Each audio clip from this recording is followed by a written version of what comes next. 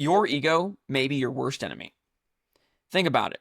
Is your ego stopping you from even considering a franchise? Or maybe you're looking at a franchise and it's driving you to the wrong one.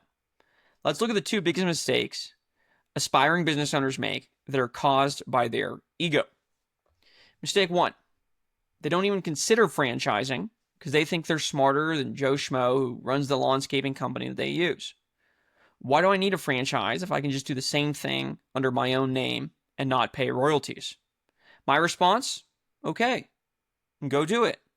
That's usually crickets. They'll think about it for a long time, but they never take action. I think a banker would never claim they could perform surgery because all their experience banking. So why do people with a lot of domain-specific experience outside of business think they can start a successful business tomorrow? Well, it's because of their ego.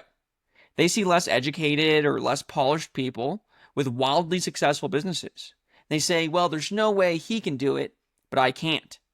You see, what those people are missing are the years that the business owner toiled to get where they are now, the classes they took from the School of Hard Knocks, and the experience gained from thousands of sales calls and jobs completed. Many non-business owners only have experience in single business verticals: sales, operations, marketing, HR, finance, management, or technology. So they see what a regular business owner does in that specific vertical and they say, hey, that's not that hard. But they're missing all the other pieces that go into running a successful business at scale. If they do start a business, they usually realize too late what they're missing. And they have a high chance of running out of capital before they have time to fill those gaps. A franchise has it all figured out on day one. They just hand it to you. Okay, so let's say, you know what, maybe you're humble enough to accept that you do need help in business and you're open to considering a franchise. Don't go on to make mistake number two. Mistake number two is that franchise candidates will say, I'm entrepreneurial and I want to have a say in the franchise. And so this leads them to focusing on emerging brands, something with sometimes no locations, sometimes maybe only a dozen, even maybe only 50 that's still emerging. This is another huge mistake that's mostly driven by ego. If you don't have experience in business, what makes you think you can give constructive feedback with just 6 to 12 months of experience to someone who's been doing this for decades? And if an emerging brand, their leadership doesn't have decades of experience in this business model that they're franchising, you shouldn't even consider it. Because at that point, you could just do it yourself because you have the same experience they do. If they do have decades of experience, then you don't know more than they do. And you should just spend the first years following the plan and learning as much as you can. You should not be trying to change things.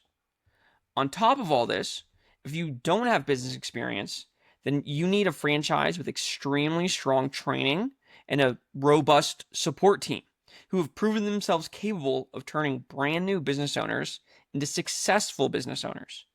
Until the franchise has done this with at least 100 locations, they're not proven.